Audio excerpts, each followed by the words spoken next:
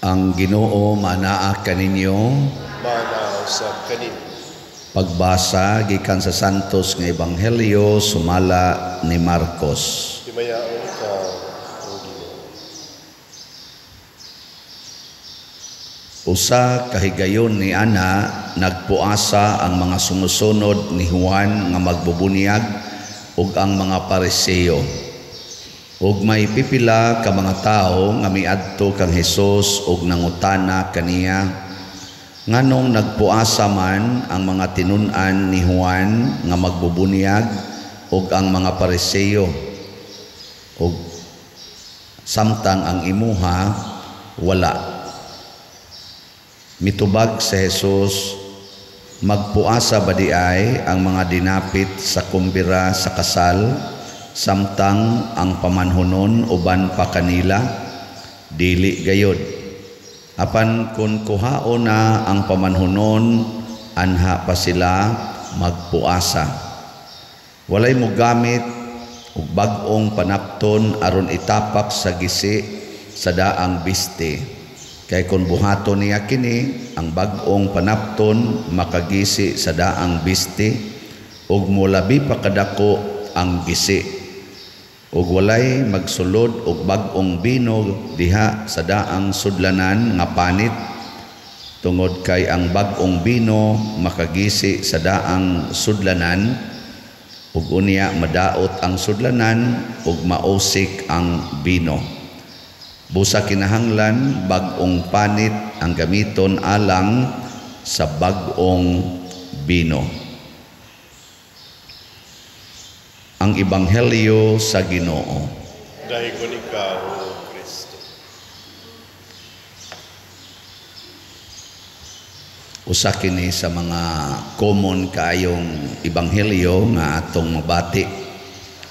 Nya ato ning i-connect sa unang pagbasa, gibutang diri nga ang atong Pangulong Pari nga mao si Kristo gipili sa Ginoo aron maoy muhatag nato kaluwasan. Nya tinuod nga kaluwasan, dili kanang temporary, kay ang mga pari nga gipili before ni Kristo mga huyang unya makasasala, nya magsigig balik-balik sila og offer para mawagtang ang sala. Karon ang mga pari nga nagsunod ni Hesus sama namo nga giordinahan makasasala gihapon. Mao na siya tinuod. So wa day may maliwat ni Hesus, no? Ang nakalahi kay makahatag og permanenteng kaluwasan. Sama pananglit sa atong sakramento. Kanang bunyag, kanang konperma, kanang kasal, mao na mga o kaning ordinasyon sa pagkapari, mao ni sila ang mga sakramento nga permanente. Ano bang inighatag, di na sigihag balik-balik. Sa unang panahon, sigihan na nilag balik-balik. Karon wa nay balikay, kausara. Mao nay pag-signify nga nagamit ang pagkapari ni Kristo nga permanente. Munang kausara si Kristo nagpakamatay, naana ang kaluwasan, established ng kaluwasan sa tibuok kalibutan. Hangtod na sa end of time. Di na siya magsigig pakamatay, magpakatao na sad. Muna nga kung dunay mo ingon nga ako ang bag-ong Kristo, matod pa ni Kristo, ay namugtuo ana. Kay di na ko mubalik dinhi para magpakatao na sad, para na sad magantos, para na sad mamatay sa cross. Di na pwede. Kausara. Karon ang hagit nga mosunod ta niya. Ano bang kay siya may permanente, mo sunod ta sa iyang pagka-permanente nga pari, sa iyang pagka-permanente nga pagkamanluluwas. Dili ta mo sunod sa kalibutan nga murabag ka nang maligo ba? Naligo ba mo ron? Naiuban wa. Pero maligo yun ka, Mana sad, limpyo na ka. Ikasunod na sang adlaw, ligo na sad. Magani uban, maligo og katulos usa ka adlaw. Kay para nila murag di gid sila limpyo. Pero kanang magsunod sa Ginoo, dunay permanence. Mao na pag-abot ng Kristo, ang nisunod niya, di na kinahanglang magsige pagpuasa. Kay sa mga ritual sa mga Hudiyo, hasta gani ang mga sumusunod ni Juan Bautista o sa mga Pariseo, sige gina silang puasa kada adlaw igpapahulay. Wa ginay kaunay. So sa usak semana, 11 minus kausa gina sila magpuasa. Sabat, kanang Sabat, Sabado, mao na ilang kuan ang ikapitong adlaw. Kita karon dili naman ikapitong adlaw ang atong adlaw sa Ginoo, ang unang adlaw.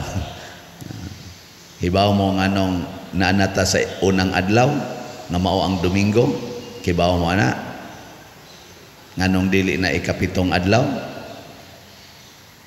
Wa mo kibaw, barihata. Giusab na ni Kristo, giusab na nas Ginoo. Sige lang, research lang niya na ninyo. Gani ang iyang pagkabanhaw nahitabo na sa unang adlaw. Ang iyang pagkabanhaw ba, di ba? Ang sa iyang banhaw, Sabado, Domingo. Kana lang naadaan mo na. Dako na kayo na siya rason nganong anhita sa unang adlaw. Sige. Karon unsa may requirement ni Kristo para makuyog taniya nya makasinati dayon taning gitawag og permanente nga kalipay, permanente nga kabalaan, permanente nga kahiusas Ginoo. Unsa may requirements? Bawo mo? Nahinumdo mo? Sige naman taghisgot ana dinhi. Ang una gyud, biyai ang tanan. Leave everything and everyone. Nya gi specify gina ni Hesus, biyai ang bana, asawa, anak, ginikanan, balay, yuta, negosyo, trabaho, hasta pa ang kaugalingon. Biyaan gid tanan. Unsa man ang puasa? Unsay meaning sa puasa? Puasa mo kay ba? Fasting. Di ka mukaon. Kana biyaan nimo ang pagkaon. Kanang fasting, practice lang nas pagbiya, pero musunod ta ni Hesus di ay permanenteng fasting. Biyaan gyud tanan na pasabot di na ta magsalig anang asawa, bana, anak, ginikanan, balay, yuta, sakyanan, negosyo, kwarta, hastas atong kaugalingon, di na ta magsalig nga mao ni mohatag nato og kalipay. Sige, lingi ay mong tupad. Ning nasugod karon, di na ko mosalig nimo. Hinga. Lagi. Lingi ba? Nga naman, gasalig mo na imuhatag ninyo kalipay nga permanente. Kamong mga asawa, gatuo mo ka ng inyong bana mo na imuhatag yung permanenteng kalipay. Oy, ang mahitabo nun, torture. Kamo sa mga bana, nagtuo mo ka ng inyong asawa mo na maghatag yung kalipay, na konsumisyon ra ihatag na. Kamo sa mga ginikanan, ana-anang inyong mga anak, nagtuo mo muna imuhatag ninyong kalipay og maayong kaugmaon, sikad-sikaran ra ka ana, singhagan ra ka, labi nagdi nakahapit kalakaw, biyaan ra ka ana. Lakaw lang ka ikang usa, nya mapandol pag yung kagpatag. Nya kanang imong kaugalingon karon, kanang imong beauty, kanang imong health, kanang imong figure, ana, kanang imong kunuhang talent, maunay imong himuong source imong kalipay na magdepresyon ra ka. Tan-aw nimong nangunot na kagsugod, wa na patayng beauty. Kanang imong buhok, maunay imong ingnon nindot kay kag buhok na tan-awag maupaw na ka, wa na yun. Labi nagmuuban na imong buhok, magkabuang na ka og Pagkabuang nagpakulor. So wag yun.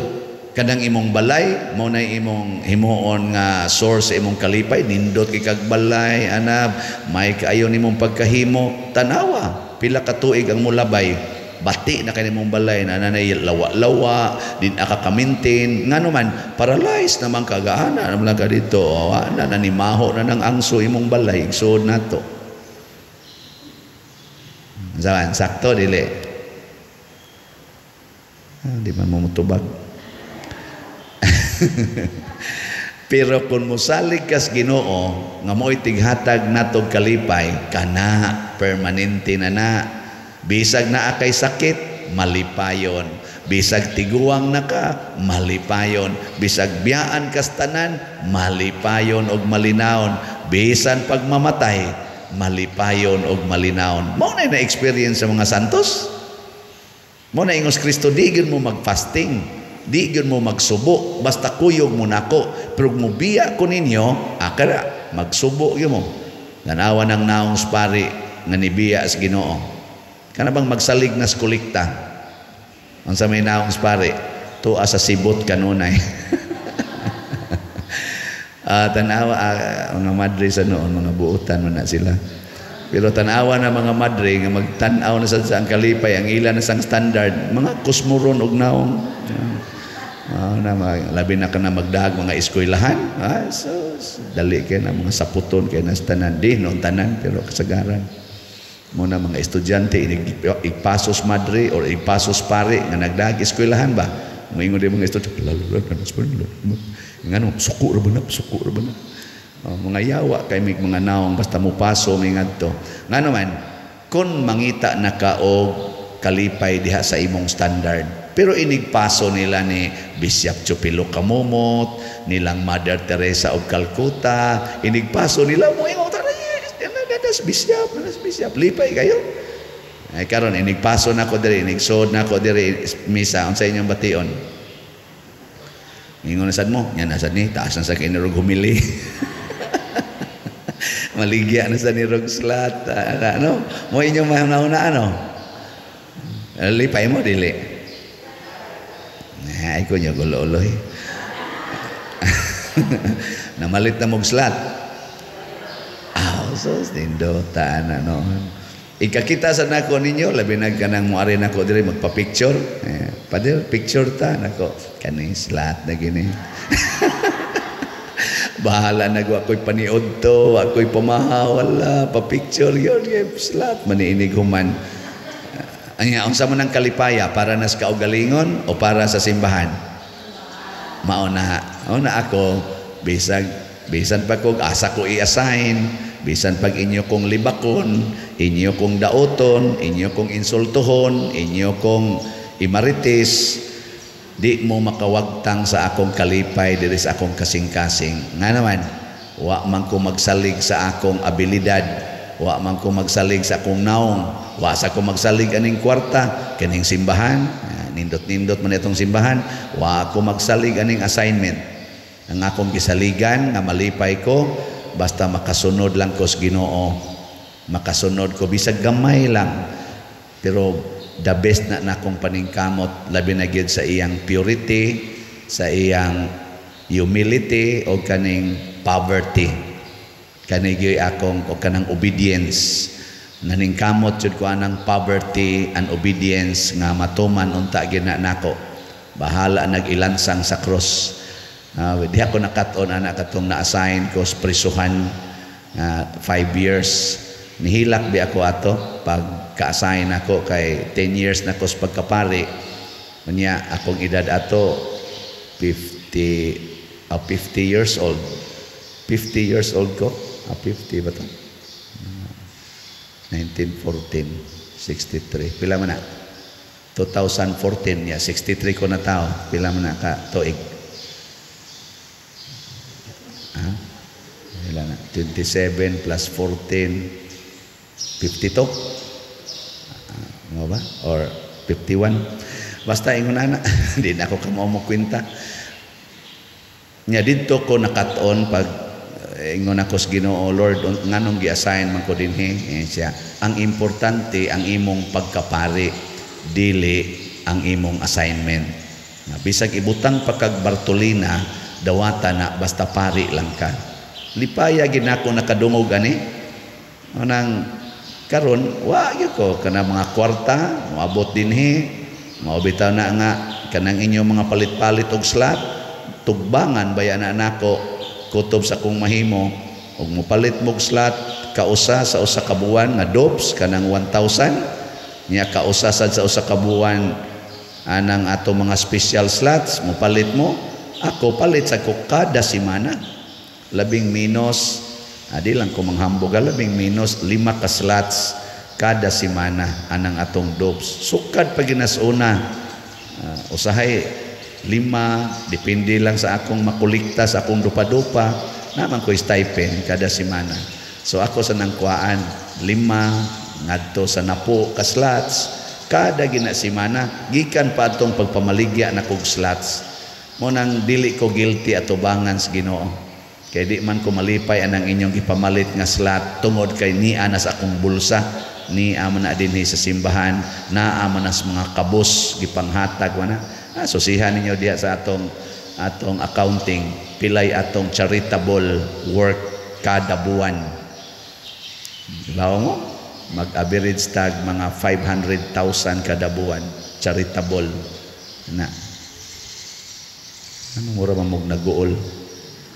Mauna siya, niya mo na ikalipay. Pasabot ang pagsunod sa Ginoo. Di tinon makasasala ta. Ang pagsunod Diyos Ginoo kay daghan kay mga tao nga nagtuon sa Ginoo pero wa mo sunod. Mao nin hitabo sa mga Pariseo, nagtuon sila sa Ginoo pero wa mo sunod. Luos lang panaway.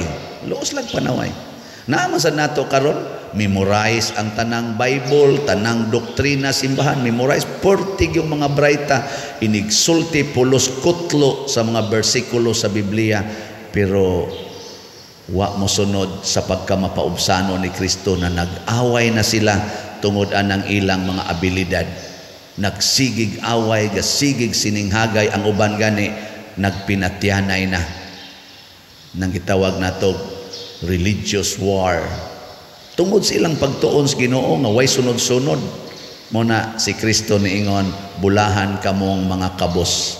Kay nisunod gyud mo nako. Kana bang moangkon tang bugo ta di ta kamao niya suplayan lang tas Ginoo unsay gusto kana may gusto sa Ginoo kana bang mura kag sakyanan na kundi mo lingkod ang driver og mo padagan nimo di jud ka mudagan kay ang sakyanan nga magbuot-buot og dagan nga siya ra mabangga. Sige katapusan lingi sa imong tupad ing na nagsalig pa karon nimo pangutan ina nagsalig pa kanimo. Mayroon gani siya na wa mulingi kana wa mulingi nagsalig na siyang kaugalingon siya kinsa man kang sugo-sugo na ko den pariya kan di ko mulingi sa man ko diri uto-uto ana ni-insist na kasi imong kaugalingon kanang sakyanan bisag unsay buhaton lubago nimo tuo lubago nimo suwa pakusgon pahinayon mo sunod ra gid na mo na hinaot kita mahimo tang sakyanan sa Espiritu Santo mahimo unta tang buutang sulugoon sa Espiritu Santo aron sama ni Kristo sama sa mga apostoles there is no fasting. Why sadness, why sorrows, why depression, why stress in our lives? Kay kung naata magsunod sa Ginoo ang resulta punon ta niya mag-awas-awas ang atong kalipay, kalinaw, katagbawan o kabalaan sa kinabuhi. This is our goal. This is our mission.